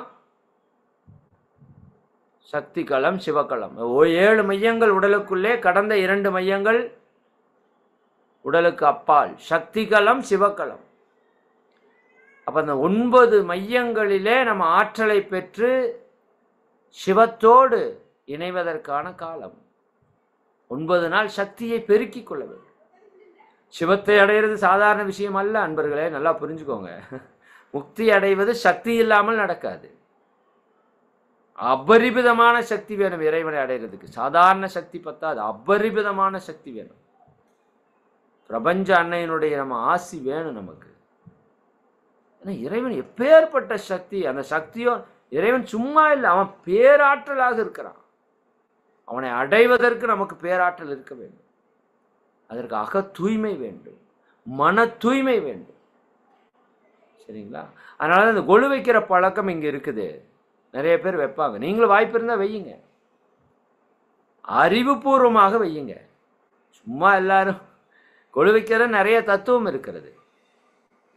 கொலு எதற்காக வைப்பது அப்படின்னா, இப்போ கொலு வைக்கிறவங்களை நீங்கள் கேட்டிங்கன்னா தெரியும் என்ன கொலு வைப்பாங்க அப்படின்னா, அவங்க இல்லத்திலே என்னென்னவெல்லாம் தேவைகள் இருக்கிறதோ அதற்கான கொலுக்கள் அங்கே இருக்கும். குடும்பத்தில் குழந்தைகளுக்கு திருமணம் ஆகலையா, ஒரு ராமன் சீதா திருமணமானது போல ஒரு குழு அங்கே இருக்கும். ஒரு குழந்தை கொஞ்சம் வீரம் இல்லாமல் இருக்கிறதா, ஒரு ஆஞ்சநேயர் சிலை அந்த கொலுவில் இருக்கும். சரிங்களா? ஒரு பொருள் பெருக்க வேண்டுமா, ஒரு குபேரனுடைய சிலை அந்த இடத்துல இருக்கும். சரிங்களா? இப்படி உங்கள் வாழ்க்கைக்கு என்னவெல்லாம் தேவை இருக்கிறதோ அதை அந்த கொலுவில் வைப்பாங்க. இது ஒரு செயல்பாடு கொலுவில். ஏன்னா இந்த பக்தி மார்க்கத்திலே சிலை வழிபாடு என்பது ரொம்ப ரொம்ப ஒரு நுட்பமாக செய்யப்பட்ட ஒரு அற்புதமான ஒரு செயல்பாடு. எந்த ஒரு வடிவத்தை பார்த்தால் உங்களுக்கு எந்த குணம் உருவாகும் என்பதை கண்டுபிடிச்சிருக்கா பாருங்க. என்ன டேலண்ட்டுங்க, என்ன டேலண்ட்டு. நீ எதை நினைக்கிறாயோ அதுவாகவே ஆகிறாய். இதை சொன்னால் உங்களுக்கு புரியும். இப்போ ஒருத்தர் தைரியம் இல்லாமல் இருக்கிறான்னா ஆஞ்சநேயரை வழிபடு என்று சொல்வார்கள். நீங்கள் கவனிச்சிருக்கீங்களா? ஆஞ்சநேயர் எப்படி இருப்பார்? சும்மா அந்த புஜ்ஜ பலாத்காரமாக அது என்ன சொல்கிறாங்களா அந்த வார்த்தை, அவரோட இதெல்லாம் சும்மா 6 பேக் வச்சுட்டு ஜெய் ஜாண்டிக்கு அன்றைக்கே ஜிம்பாய் மாதிரி இருப்பார் இல்லையா? இப்போ அவர் பார்க்குறப்ப உங்களுக்கு என்ன தோணும்? நீ எதை நினைக்கிறாயோ அதுவாகவே ஆகிறாய். அப்போ அந்த பலம் நமக்கு வருமா வராதா? பயம் வருமா? வராது. அப்போ அந்த சிலை வழிபாட்டில் இருக்கிற நுட்பம் என்ன என்பதை உணர்ந்து அந்த சிலையை நம்ம வீட்டிலே வடிவமைச்சாங்க. அப்போ நீங்கள் அதை பார்த்து தொடர்ந்து 9 நாளும் அதை மீண்டும் மீண்டும் மீண்டும் மீண்டும் பார்த்து பார்த்து பார்த்து பார்த்து வழிபடும் போது நீ எதை பார்க்கிறாயோ அதை நினைக்கிறாய், எதை நினைக்கிறாயோ நீ அதுவாக ஆகிறாய். அப்ப திருமணம் ஆகாதவர்கள் அந்த கொலுவை பார்த்து வணங்க வணங்க வணங்க வணங்க அவர்களுக்கு திருமணம் ஆவதற்கான சூழல் அங்கு உருவாக்கப்படுகிறது, பிரபஞ்சத்திலே உருவாக்கப்படுகிறது. அதனால் அந்த 9 நாள் விரதத்தை தீவிரமாக கடைபிடிப்பாங்க திருமணம் ஆகாதவர்கள். சரிங்களா? அப்போ பொருளை பெருக்கணும்னா அதற்கான விஷயத்தை நம்ம மீண்டும் மீண்டும் பார்க்கும்போது அதனை ஆற்றலை பெற முடியும். ஆனால் உண்மையாலுமே எப்படி கொலு வைக்கணும்னு தெரியுமா? 9 படிகள் வைக்கணும் கொலுவில். எத்தனை படிகள்? 9 படிகள் வைக்க வேண்டும். நீங்கள் வீட்டில் வைக்கிறதா இருந்தால் வைக்கலாம், தப்பு இல்லை. பட் புரிதலோடு வைக்கணும். அதை நம்ம குழந்தைகளுக்கு ஒரு பாடமாக சொல்லி வைக்கணும். சரிதானுங்களா? ஃபஸ்ட்டு படியில் இதில் 2 விதமாக சொல்லுவாங்க. என் புரிதலுக்கு எட்டி நான் சொல்கிற விஷயம், ஃபஸ்ட்டு படியில் ஓரறிவு தாவரங்கள் ஃபஸ்ட்டு படியில். ஏன்னா எல்லாம் வல்ல இறை ஆற்றல் அந்த எல்லையற்ற பரம்பொருள் அரூப சக்தி அருட்பேராற்றல், வள்ளலார் சொன்ன அருட்பெரும் ஜோதி, பல மகான்கள் சொன்ன சிவம், எல்லையற்ற சிவம், அமைதியான சிவம், பரம்பொருள் பிரம்மம் என்று சொல்லக்கூடியதும், அந்த இயேசு சொல்லக்கூடிய பரமபிதாவும், அல்லாஹ் சொல்லக்கூடிய, நபிகள் சொல்லக்கூடிய அல்லாவும், புத்தர் சொல்லக்கூடிய சூன்யமும் பாழும் எல்லாம் ஒன்று தான். ஒரு தெய்வத்துக்கு ஒவ்வொரு மொழியில் ஒவ்வொரு பெயர் ஒவ்வொரு ஞானிகள் வைத்திருக்கிறார்கள். மகரிஷி அதைத்தான் பார்த்தாரு. ஆளாளுக்கு ஒவ்வொரு பெயரை வச்சு ஏப்பா கன்ஃபியூஸ் பண்ணீங்க? அது என்னவா இருக்கிறது? சுத்த வெளியாக இருக்கிறது. அது எல்லையற்று இருக்கிறது. நான் உங்கள்கிட்ட இந்த இடத்துல ஒரு பெரிய நுட்பத்தை உங்களுக்கு இதை ஓப்பன் பண்ணுறேன். இது புரிஞ்சுக்க முடியுதான்னு பாருங்கள். எது தெய்வம் என்று நீங்கள் புரிந்து கொள்ள வேண்டும். எது தெய்வமே என்று தெரியாத ஒருவன் எப்படி தெய்வத்தை அடைவது? சரிங்களா? இப்போ தெய்வத்திற்குன்னு நீங்கள் சில குவாலிஃபிகேஷன்ஸ் வச்சுருக்கீங்கல்ல, என்னென்ன வச்சுருக்கிறீங்க? தெய்வம் அப்படிங்கிறது, இறைவன் அப்படிங்கிறது, அவனுக்கு எல்லை இருக்கிறதா? நீங்களே சொல்லுங்களேன். இறைவனுக்கு எல்லை இருக்கிறதா? இல்லை. இறைவன் எல்லையற்றவன் இல்லையா? சரிங்களா? இது ஒரு ஸ்டேட்மெண்ட். இறைவன் எல்லையற்றவன் என்று சொல்கிறேன். இறைவன் எங்கே இருக்கிறான் என்று கேட்கிறேன். இறைவன் எங்கும் இருக்கிறான் என்று சொல்கிறீர்கள். அவன் தூணிலும் இருக்கிறான், துரும்பிலும் இருக்கிறான் என்று சொல்கிறீர்கள். கரெக்டாக? மாற்று கருத்து இல்லை. அவன் என்ன செய்து கொண்டிருக்கிறான் என்று கேட்டால், அவன்தான் அனைத்தையும் இயக்கி கொண்டிருக்கிறான். அனைத்தையும் படைத்து காத்து அழித்து எல்லாவற்றையும் அவன் தான் செய்கிறான். அப்போ அவனின்றி ஓர் அணுவும் அசையாது என்று சொல்கிறீர்கள். இதெல்லாம் நீங்கள் இறைவனுக்கு கொடுக்குற டெஃபினேஷன், நாம் கொடுக்குற டெஃபினேஷன். இறைவன் எல்லையற்றவன், இறைவன் எங்கும் நீக்கமர நிறைந்திருப்பவன், இறைவன் அனைத்தையும் இயக்கி கொண்டிருப்பவன் இல்லையா? சரி, இறைவன் அழிவுள்ளவனா அழிவற்றவனா? இறைவன் அழிவற்றவன். சரி, ஏன்னா இந்த சக்தி நிலையிலிருந்து அந்த சிவநிலைக்கு போறதுக்கு தான் இத்தனை முயற்சி. சக்தி நிலையிலிருந்து சிவநிலைக்கு போகணும். சரிங்களா? அந்த சிவத்தை அடையணும்னா நல்ல சக்தியை கொண்டு கெட்ட சக்தியை அழிக்கணும். அதற்கு தான் இந்த நவராத்திரி. நம்மகிட்ட இருக்கிற அசுரர்களை அழித்தால்தான் நமக்கு இருக்கிற தெய்வ சக்தியோடு நம்ம இணைய முடியும். இல்லாட்டி அது சாத்தியம் இல்லை. இது பெரிய விஷயம், சாதாரண விஷயம் அல்ல. ஒரு மனித மனத்தில் இருக்கிற குணங்களை மாற்றுவது என்பது உலகத்தின் மிகச்சிறந்த செயல், மிக உயர்ந்த செயல். அடுத்தவரை வெற்றி கொள்வது அல்ல வெற்றி, உன் மனதை நீ வெற்றி கொள்வதே உண்மையான வெற்றி என்று மகரிஷி சொல்வாங்க. உலகத்தையே நீ வென்று விடலாம், ஆனால் உன் மனதை உன்னால் வெல்ல முடியாது, அது கடினம். அப்ப அந்த இடத்தை அடையணும் அப்படிங்கிறதுக்கு இந்த இடம் உங்களுக்கு புரியணும். நிறைய பேருக்கு தெய்வ நிலை அறியாமல் திகைக்கும் மக்கட்கெல்லாம் தெளிவாக இறையுணர பிரம்மஞானம் தந்தேன் கொடுத்தார் மகரிஷி. இப்போ எது தெய்வம் என்று நீங்கள் தெரிந்து கொள்ள வேண்டும் இந்த நவராத்திரியில. சரிங்களா? அப்ப தெய்வத்திற்கு அழிவு இருக்கிறதா? இல்லையே. இறைவன் நிரந்தரமானவன் என்று சொல்கிறீர்கள். நிரந்தரமானவன் தானே? சரி, அழிவில்லை அவனுக்கு. சரி சொல்லுங்க, இப்ப நீங்க சொல்லுங்க, எந்த ஒரு பொருள் நிரந்தரமானது, அழிவற்றது, எல்லையற்றது, எங்கும் உள்ளது. சொல்லுங்க பார்ப்போம். எல்லாம் வல்லது, ஈடு இணையற்றது என்று சொல்கிறார் நபிகள். அந்த இறைவனை உணர்ந்தவர் அவர் என்ன சொல்றாரு? இறைவனுக்கு ஈடு வைக்காதீர்கள், அது பாவத்திலும் பெரும் பாவம். ஏனால் இறைவன் ஈடு இணை அற்றவன் என்று சொல்கிறார். நீங்க சொல்லுங்க, எது ஈடு இணை அற்றது? அளவற்ற அன்பாளன், நிகரற்ற அன்புடையோன் என்று சொல்கிறார். அப்ப எது அது? சரி, நான் இப்போ கேட்குறேன், இது நீங்கள் தவறாக எடுத்துக்கொள்ளக்கூடாது, புரிதலுக்காக கேட்குறேன், சரிங்களா? ஒரு கோவிலிலே ஒரு சிலையை வைத்திருக்கிறீர்கள். இப்போ நீங்கள் இறைவனுக்கு ஒரு விளக்கம் கொடுக்கிறீங்க. இறைவன் எங்கும் உள்ளவன் என்று சொல்கிறீர்கள். அப்போ அந்த சிலை இறைவனா? நீங்களே தான் பதில் சொல்லணும். நீங்க தான் இறைவன் எங்கும் உள்ளவன், அங்கு இங்கு எனாதபடி எங்கும் பிரகாசமாய் ஆனந்த பூர்த்தியாகி அருளோடு நிறைந்தது அது. எல்லாம் வல்ல தெய்வம் அது, எங்கும் உள்ளது நீக்கமற என்று சொல்கிறார் மகரிஷி. அதுக்கு அடுத்த வரையில சொல்றாரு, சொல்லால் மட்டும் நம்பாதே, சுயமாய் சிந்தித்தே தெளிவாய். இப்ப சொல்லுங்க, சும்மா நீங்களும் ஆமா சாமி எங்கும் உள்ளாரு அப்படின்னு தலையாட்டிட்டு போனா நீங்க பக்தி மார்க்கத்தில் இருக்கிறீர்கள் என்று அர்த்தம். கேள்வி கேட்கணுமா இல்லையா? எங்கும் உள்ளாருன்னு சொல்றீங்களா, எப்படி இருக்கிறார்? எது அதுவாக இருக்கிறது? அப்ப சிலையை ஒரு கோவிலுக்குள்ள சின்னதாக செய்து வைத்து வழிபடுறோமே, அது தவறு அல்ல. ஆனால் அந்த சிலை தான் தெய்வமா? அப்ப இந்த பக்கம் சிலை தெய்வம் எல்லையற்றது என்று சொல்கிறீர்கள், எங்கும் உள்ளது என்று சொல்கிறீர்கள். இந்த சிலை எல்லையற்றதாக இருக்கிறதா? சிலை எங்கும் உள்ளதாக இருக்கிறதா? இறைவன் அழிவற்றவன் என்று சொல்கிறீர்களே, இந்த சிலை அழிவற்றதாக இருக்கிறதா? அப்படி ஒரு கேள்வி வரணும் இல்ல? ஆமா, வரணும். அப்ப நீங்க புரிந்து கொள்ள வேண்டியது, சிலை இறைவன் அல்ல, சிலை உண்மையான இறைவன் அல்ல. பட் சிலைக்குள்ள இறைவன் இருக்கிறான், அதுல மாற்று கருத்து இல்லை. என்னப்பா கன்ஃபியூஸ் பண்ற? சிலைக்குள் இறைவன் இருக்கிறான், மாற்று கருத்து இல்லை. ஆனால் சிலையே முழு இறைவன் அல்ல. சிலைக்குள் இறைவன் இருக்கான், நாம இருக்கிறான். அதை வணங்கலாமா? வணங்கலாம். ஒரு மரத்துக்குள் இறைவன் இருக்கிறான், வணங்கலாமா? வணங்கலாம். சரிதானே? ஒரு நாய்க்குள் இறைவன் இருக்கிறான்.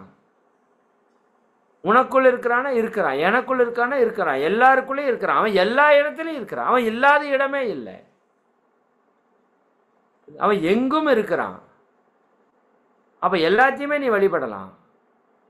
ஆனால் உண்மையான இறைவன் என்று நீங்க உன்னை கருதுறீங்க இல்லையா, முழுமையான தன்மை கொண்ட இறைவன், அவன் எங்கும் நீக்கமற நிறைந்திருப்பவன். அப்ப நீங்க பார்க்கிற எந்த பொருளுமே இறைவனுடைய முழு தன்மை கிடையாது, எல்லாம் பின்னப்பட்ட தன்மை. ஆனா இறைவன் இருக்கிறான். அவன் இல்லாத இடமே இல்லையாச்சு. அப்ப சிலையில் இருப்பானா? இருப்பான். கல்லில் இருப்பானா? இருப்பான். மண்ணில் இருப்பானா? இருப்பான். அப்ப எது இறைவன்? சரி, நான் ஒரு விஷயம் சொல்றேன், நீங்க உங்களால சொல்ல முடியாது, நீங்க வேணா சொல்லுங்களேன். எல்லையற்றது எதுன்னு சொல்லுங்க. எல்லையற்றது எதுன்னு சொல்லுங்க. எங்கும் உள்ளது எதுன்னு சொல்லுங்க. சரிங்களா? அழியாதது எதுன்னு சொல்லுங்க. நீங்க ஒரு பொருளை சொன்னா நான் ஏத்துக்கிறேன், அவ்வளவுதான். இல்ல அப்படின்னா நான் ஒரு பொருளை சொல்றேன், நீங்க சிந்திச்சு பாருங்க. நீங்க ஏத்துக்க வேண்டாம், நீங்க சிந்திச்சு பாருங்க. இப்போ இந்த இடத்திலே என்ன இருக்கிறது? காற்று இருக்கிறது, அணுக்கள் இருக்கிறது, சக்தி இருக்கிறது, இயக்கம் இருக்கிறது. கரெக்டா? இந்த இடத்திலே இப்போ இந்த இடத்துல இருக்கிற ஒரு சிறப்பு ஒரு செயல்பாடு செய்து இந்த இடத்துல இருக்கிற காற்றை எடுத்து விட்டு, அணுக்களை எடுத்து விட்டு, எல்லாத்தையும் எடுத்துட்டீங்கன்னு வச்சுங்க. இந்த இடத்துல ஒரு பாக்ஸ் போட்டு எல்லாத்தையும் எடுத்துட்டீங்க. இப்போ நடுவில் என்ன இருக்கும்? உள்ள என்ன இருக்கும்? வெளி இருக்கும். என்ன இருக்கும்? வெளி இருக்கும். அவ்வளவுதானே?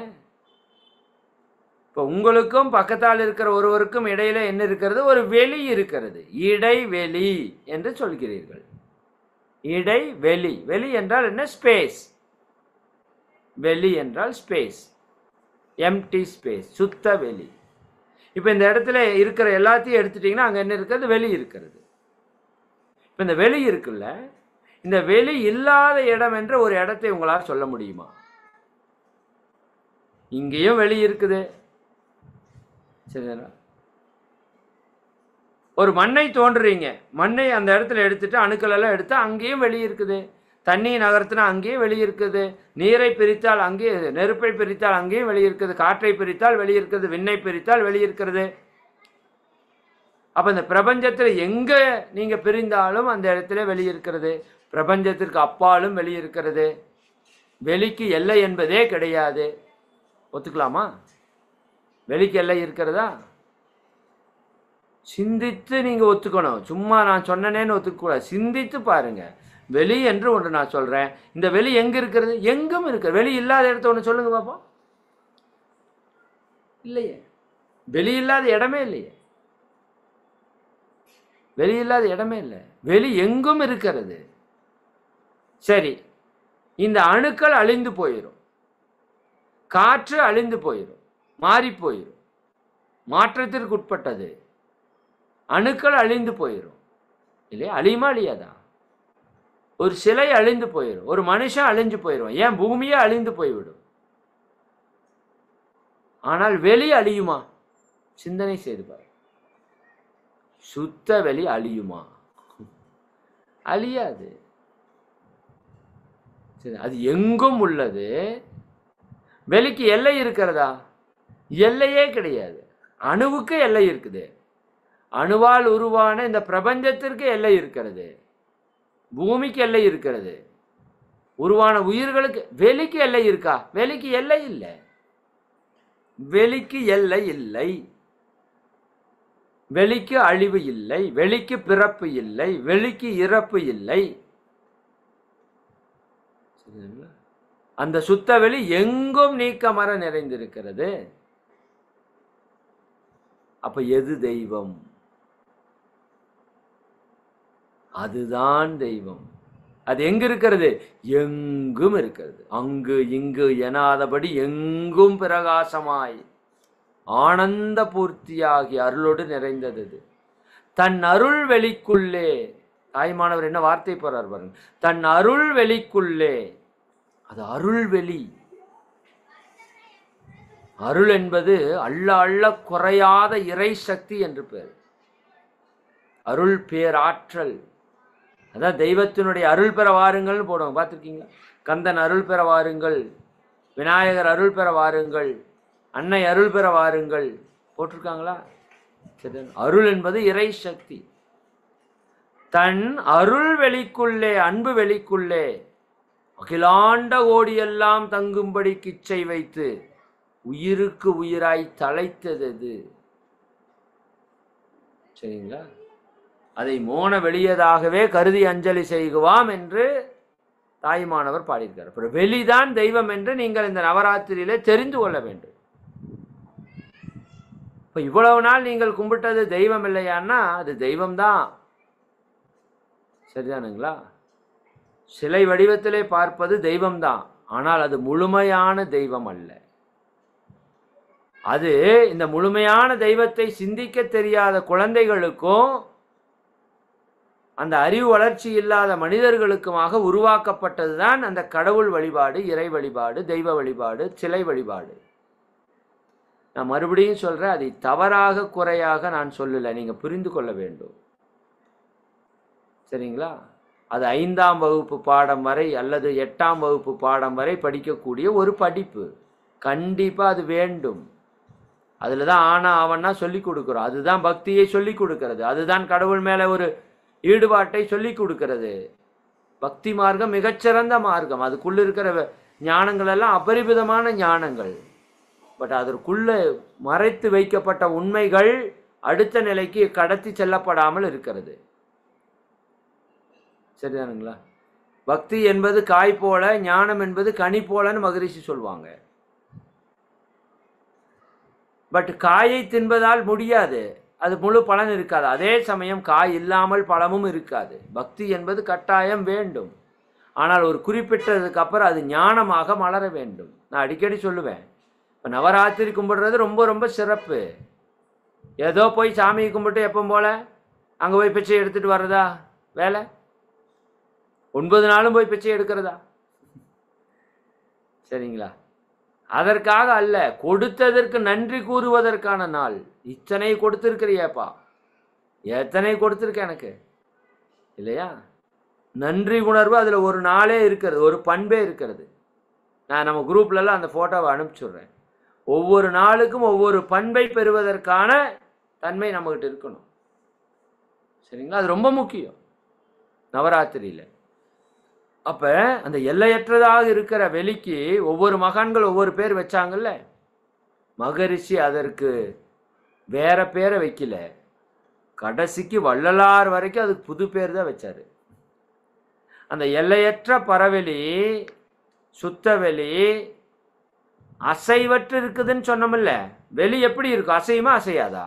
அணுக்கள் அசையும், சக்தி அசையும், வெளி அசையாது. அது அசையாமல் இருப்பதால் ஒருத்தர் சிவம்னு பேர் வச்சார். அது மிக பெரியதாக இருப்பதால் பெருமாள் என்று பெயர் வைத்தார். அதிலிருந்து எல்லாம் தோன்றி கொண்டிருப்பதால் பிரகு என்றால் தோன்றுவது, பிரம்மன் என்று பெயர் வைத்தார். அதனால் பிரம்மனை தோற்றுவிக்கும் கடவுள் என்று நாம் சொல்லிட்டோம். பிரம்மனாக இருப்பது யார்? இறைவனே. சரிங்களா? எல்லாவற்றையும் காத்து கொண்டிருப்பது யார்? அந்த வெளிதான். சரிங்களா? எல்லாவற்றையும் நிறைவு செய்வது இதுதான், அந்த வெளிதான். இது ஒரு பெரிய டாபிக், நான் அதுக்குள்ள பெருசா போக விரும்பல. சரி, நான் சொல்லி நிறைவுக்கு வருவோம். அப்ப அந்த வெளிதான் அனைத்துமாக இருக்கிறது. அதுக்கு ஈடு இணை சொல்ல முடியுமா? இப்ப நபிகள் சொன்னார்ல, ஈடு இணை அற்றது. இது நபிகள் மட்டும் சொல்லல, வல்ல திருவள்ளுவர் அதுக்கு முன்னாடி 500 வருஷத்துக்கு முன்னாடியே சொல்லி வச்சுட்டு போயிட்டாரு. 400 வருஷத்துக்கு முன்னாடியே. தனக்கு ஊமை இல்லாதான், முடிஞ்சு போச்சு. அதைத்தானே அல்லாஹ் அல்லான்னு சொல்றீங்க. அல்லாஹ்வுக்கு ஊமை சொல்ல முடியாது, அல்லாஹ்வுக்கு ஊமை இல்லை. தனக்கு ஊமை இல்லாதான்னு சொல்லிட்டாரே வள்ளுவர். தனக்கு ஊமை இல்லாதான் தாழ் சேர்ந்தார்க்கு அல்லால் மனக்கவலை மாற்றல் அரிது. அப்ப எது தனக்கு ஊமை? சுத்த வெளிக்கு நீங்க எதை ஊமை சொல்லுவீங்க? ஒரு அணுவுக்கு இன்னொரு அணுவை சொல்லலாம், ஒரு காற்றுக்கு இன்னொரு காற்றை சொல்லலாம், ஒரு நீருக்கு இன்னொரு நீரை சொல்லலாம், ஒரு மனுஷனுக்கு இன்னொரு மனுஷனை சொல்லலாம், ஒரு கோளுக்கு இன்னொரு கோளை சொல்லலாம். ஊமை. வெளிக்கு எதை ஊமை சொல்ல முடியும்? வெளிக்கு ஊமை வெளிதான், தனக்கு ஊமை இல்லாதான். அதான் ஈடு இணையற்றவன் சொன்னார் அல்லாஹ். அதுதான் தெய்வம், வெளிதான் தெய்வம். வெளி இல்லாத இடம் எங்க இருக்கிறது சொல்லுங்க? உங்களுக்குள்ள வெளி இருக்கா? இருக்கு. உங்களுக்கு வெளி இருக்கா? இருக்கு. எல்லா இடத்துலையும் இருக்கா? இருக்கு. பிரபஞ்சத்தை கடந்து இருக்கா? இருக்கு. வெளி இல்லாத இடமே இல்லை. அப்ப எது தெய்வம் என்றால், இன்றிலிருந்து சிந்தனையாளர்கள் சிந்தித்து புரிந்து கொள்ள வேண்டியது, எல்லையற்ற பெருவெளியே தெய்வம். அது எங்க இருக்கிறது? அது எங்கும் இருக்கிறது. கோவில் இருக்குதா? இருக்குது. சிலைக்குள் இருக்குதா? இருக்குது. நீங்க பார்க்கிற பொருள் எல்லாம் தெய்வம் தான். நீங்க வச்சிருக்கிற செல்போன் இல்லையா தெய்வம்? சரிங்க, இருக்குது. எல்லா உயிர்களுக்குள்ளேயும் இருக்குது. அப்ப நாம் என்ன நினைக்கிறோம்? கோயிலுக்கு முன்னாடி போய் சாமிக்கு முன்னாடி நல்லவன் மாதிரி நடிச்சுட்டு வெளியே வந்து கெட்டதெல்லாம் பண்றோமே, கெட்ட வார்த்தை பேசுறோமே, கெட்ட செயல் செய்யறோமே, கெட்ட எண்ணம் வருது. உங்க மூளைக்குள்ள இறைவன் இல்லையா? உங்க மனசுக்குள்ள இறைவன் இல்லையா? மற்ற நபர்கள்ட்ட இறைவன் இல்லையா? நீங்க தப்பு செய்யற இடத்துல இறைவன் இல்லையா? யாரோ ஒரு சாமி காலை நீட்டி உட்கார்ந்துட்டு இருக்காரு கோயில்ல சாமி பார்த்து அப்படின்னு சொல்லி ஒரு ஐயர் வந்து திட்டுவார்ல, அவையாரையோ யாரையோ. சாமி கர்ப்பகிரகத்தில் இருக்குது, இந்த அம்மா இங்க காலை நீட்டி சாமியை நோக்கி கால் நீட்டி உட்கார்ந்துட்டு இருக்குது. உனக்கெல்லாம் இதே இல்லையா? சாமியை நோக்கி கால் நீட்டி உட்காந்துருக்கிறேன்னு அவர் திட்டுறாரு பூசாரி. அவையாரோ அந்த ஞானியும் வந்துருச்சு கேட்பாங்க, அப்படியாப்பா, மன்னிச்சிருப்பா, சரி இறைவன் இல்லாத இடம் எங்கப்பா இருக்குது, நீ சொல்லுப்பா, நான் அங்கே கால் நீட்டிக்கிறேன் அப்படிம்பாங்க. செவுட்டில் அடித்த மாதிரி இருக்கும், செவுட்டில் அடித்த மாதிரி இருக்கும். ஆமாம், அவன் இல்லாத இடம் இல்லை. சரிதானுங்களா? அவன்தான் எல்லாமா இருக்கிறான். இந்த சக்தி வழிபாடு என்பது சிவம் தான் சக்தியா மாறுது. எல்லையற்ற வெளி எல்லையுடைய அணுவாக மாறுகிறது. அணுவாக மாறி அணுவிலிருந்து பஞ்சபூதங்களாக மாறி பஞ்சபூதங்கள் சேர்ந்து ஓரறிவு தாவரமாகி ஓரறிவு தாவரத்திலிருந்து 2 அறிவு 3 அறிவு 4 அறிவு 5 அறிவு 6 அறிவு மனிதனாகி அது மீண்டும் தெய்வ நிலை அடைகிறதுக்கான ஒரு ப்ராசஸ். அப்போ பால் தான் தயிராகி மோராகி வெண்ணையாகி நெய்யாகிறது. இறைவனாகிய சுத்த வெளிதான் சக்தியாகி விண்ணாகி பஞ்சபூதமாகி ஓரறிவிலிருந்து ஐந்தறிவாகி ஆறறிவு மனிதனாகி மீண்டும் கடவுளாகிறான்.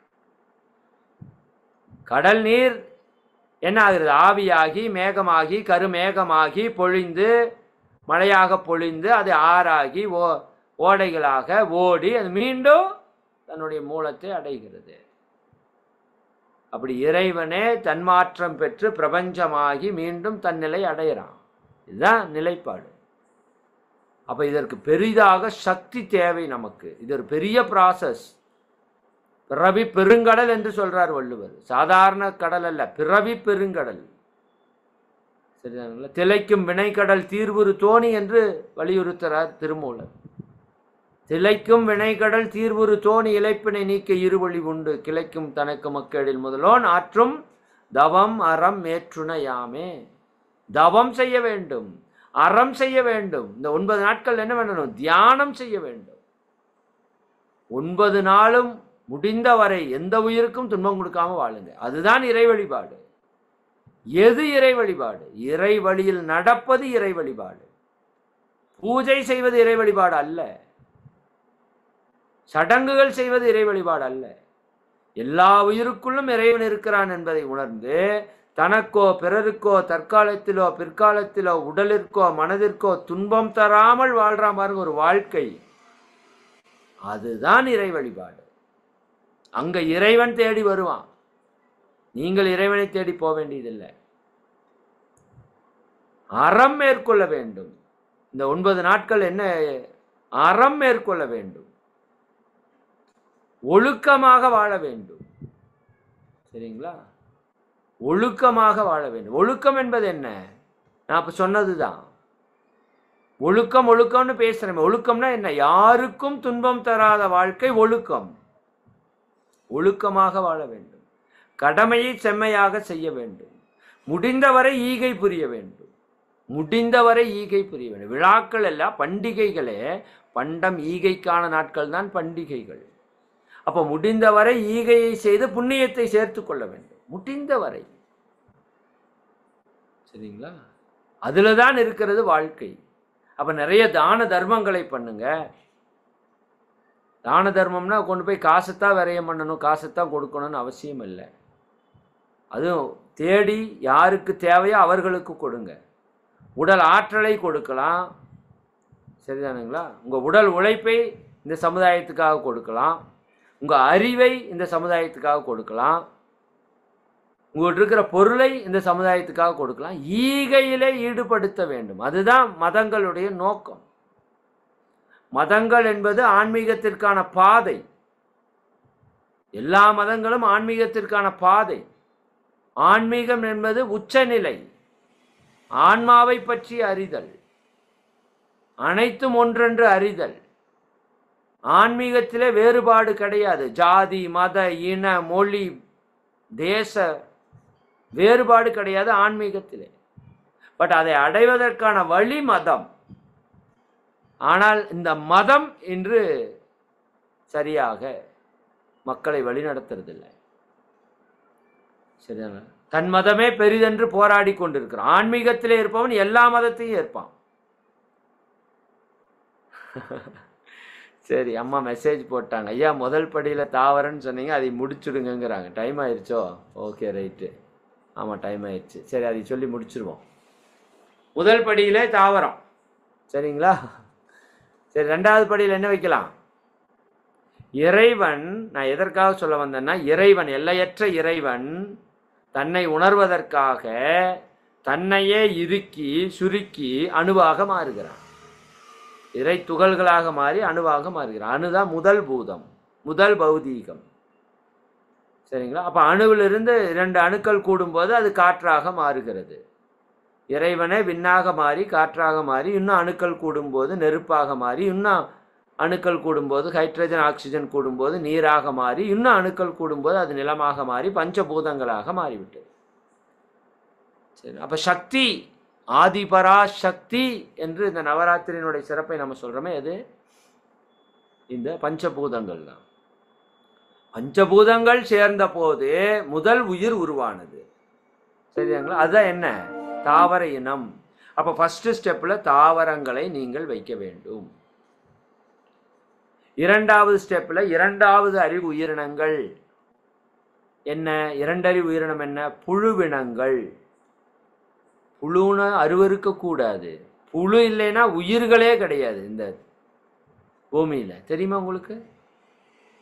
சரிதானுங்களா? விவசாயத்தினுடைய நண்பன் மண்புழு. புழுக்கள் பல்வேறு நன்மைகளை நமக்கு தெரியுது. எல்லா உயிரும் மட்கணும்னா, எல்லா உடல் உயிரும் செத்ததுக்கப்புறம் மட்கணும்னா புழுக்களாக தான் மாறி தான் மட்கை ஆகணும். புழுவனுடைய பங்கு பெரும் பங்கு. இறைவனே புழுவாக இருக்கிறார். இரண்டு அறிவில் இரண்டாவது ரோல புழுக்கள். மூன்றாவது அறிவில் பூச்சி இனங்களை வைக்க வேண்டும். புழுக்கள் அடுத்த இடத்திலே பூச்சி இனங்களாக மலர்ச்சி பெறுகிறது. அப்போ ஒரு அறிவு தாவரத்திற்கு தொடு உணர்வு, இரண்டறிவு புழுவிற்கு தொடுதல் சுவை உணர்வு, மூன்றறிவு பூச்சிக்கு தொடு சுவை கூட வாசனை உணர்வு, நான்கறிவில் ஊர்வன ஐட்டங்கள் எல்லாம் வைக்கணும். அதுக்கு தான் நிறையா அந்த பூச்சி எல்லாம் கரப்பாம்பூச்சி, எறும்பு, அது இதனெல்லாம் நிறைய பண்ணி வச்சுருப்பாங்க. ஒரு சிலர் அதெல்லாம் வாங்கி வச்சுருப்பாங்க, நிறைய பேருக்கு அது தெரியாது. நாலாவதுலேயே ஊர்வன இனங்களாக வாங்கி வைக்கணும். பாம்பு, பூரான் இதெல்லாம் வாங்கி வச்சுருக்கோம். இது கேட்குறக்கு உங்களுக்கு ஒரு மாதிரி இருக்குது, சார் பாம்பு பூரா. ஆமாம், ஏங்க எல்லாம் இறைவனுடைய வெளிப்பாடு. இறைவன் எல்லா உயிர்லையும் இருக்கிறான்னு சொல்கிறீங்களே, அவங்களாம் நம்ம முன்னோர்கள். இறைவனுடைய வெளிப்பாடு ஒரு பக்கம் இருக்கட்டும், அதுலேருந்து தான் நீங்கள் வந்திருக்கிறீங்க. சிவபுராணம் படிச்சிருக்கீங்களா? புல்லாய் பூடாய் புழுவாய் மரமாய் பேயாய் கணங்களாய் பல்விருகமாய் பாம்பாய் படிச்சதில்ல? தேவராய் அசுரராய் எல்லா பிறப்பும் பிறந்திழைத்தேன் எம்பெருமான்னு சொல்கிறாருல்ல. நம்மளோட முன்னோர்கள் அவங்க. எப்படி உங்கள் அம்மா அப்பா தாத்தா பாட்டி வணங்கணுமோ அப்படி தாவரத்தை வணங்கணும், புழுவை வணங்கணும், பூச்சியை வணங்கணும், ஊர்வன விலங்குகளை வணங்கணும்.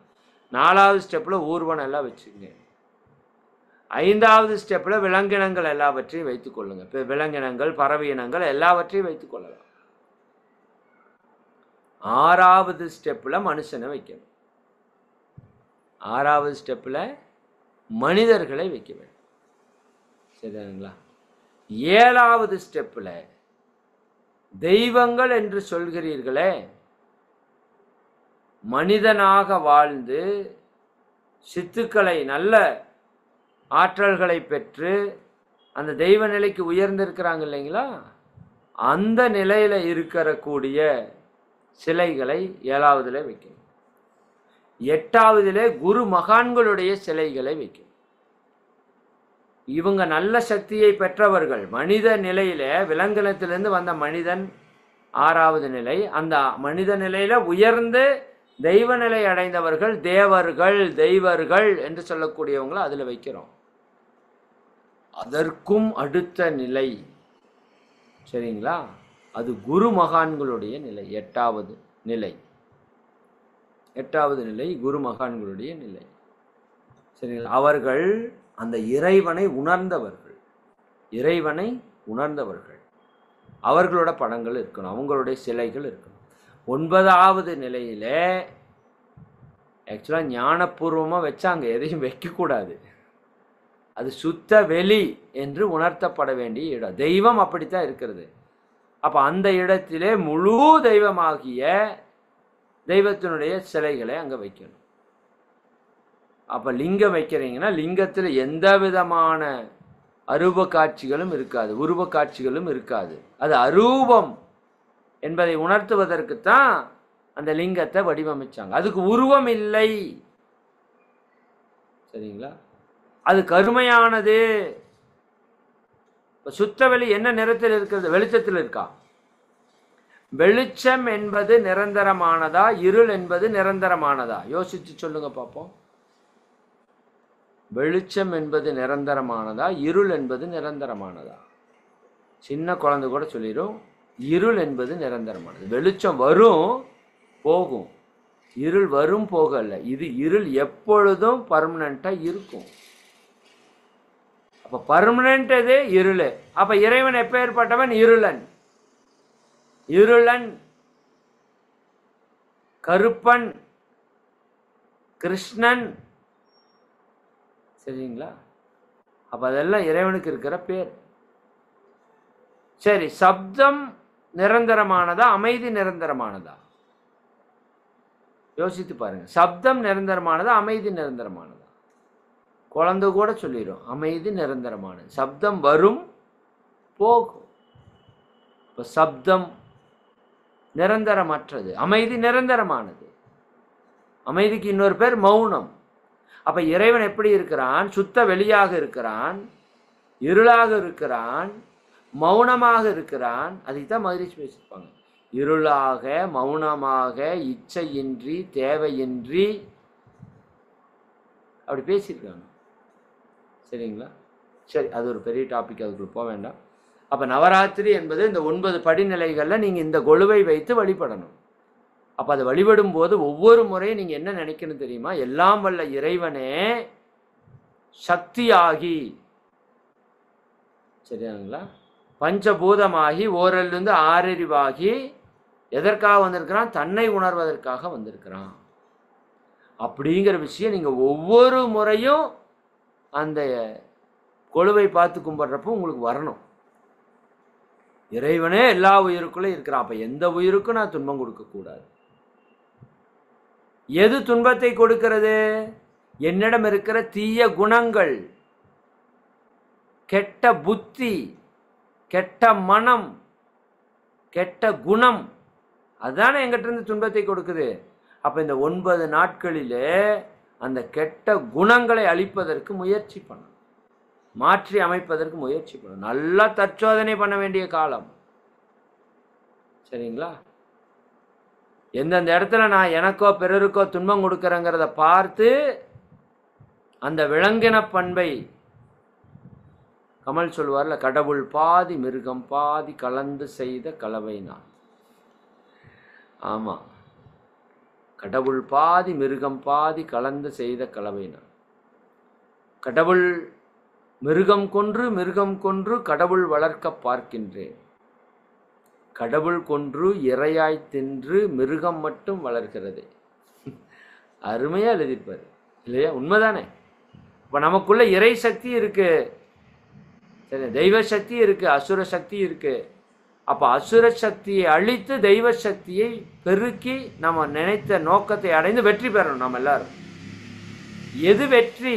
இறை உணர்வை பெறுவதுதான் வெற்றி, அதுதான் முக்தி. அதற்கு சக்தி நமக்கு வேணும். பிரபஞ்ச அன்னையுடைய ஆற்றல் நமக்கு வேணும், பஞ்சபூதத்தினுடைய ஆற்றல் நமக்கு வேணும். பிரபஞ்சம் முழுக்க என்ன இருக்குது? பஞ்சபூதம் தான். நவக்கோள்களுடைய ஆற்றல் வேணும். அப்ப அந்த பஞ்சபூத நவக்கோள்கள் பிரபஞ்ச அன்னையுடைய ஆற்றலை பெறுவதற்கான காலம்தான் இந்த நவராத்திரி காலம் என்பதை புரிந்து கொண்டு அதை நம்ம சிறப்பாக அந்த விரத முறையை நீங்கள் கடைபிடிங்க. வாய்ப்பு இருக்கிறவங்க விரதம் இருங்க. ஏன்னா நம்மளை பொறுத்த வரைக்கும் விரதம் தேவையில்லை. ஏன்னா நம்ம சாப்பிட்றதே கம்மி தான்.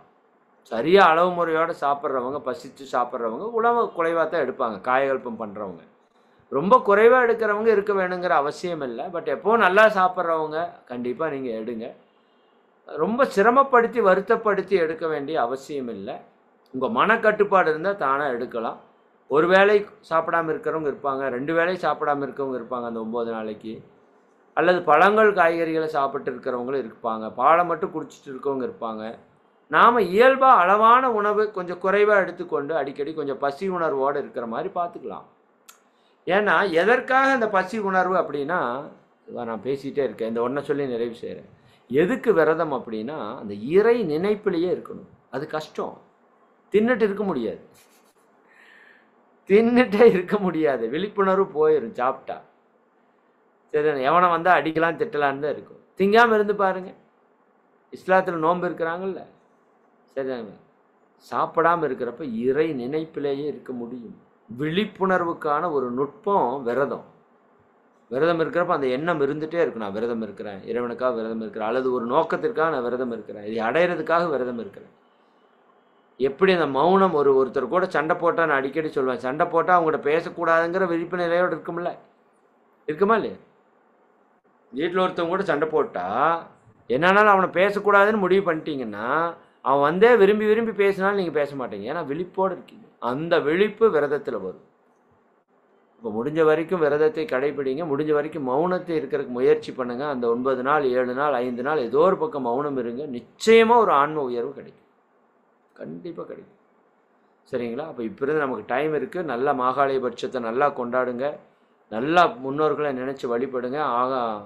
அமாவாசை மாகாளி அமாவாசை நல்லா நம்ம முன்னோர்களுக்கு நன்றி உணர்வை செலுத்துங்க. அவங்க ரொம்ப மகிழ்ச்சி ஆவாங்க. இப்போ இந்த காலத்தில் இவ்வளோ நாள் நம்ம செய்யாமல் இப்போ செஞ்சிட்ருக்குறோம்.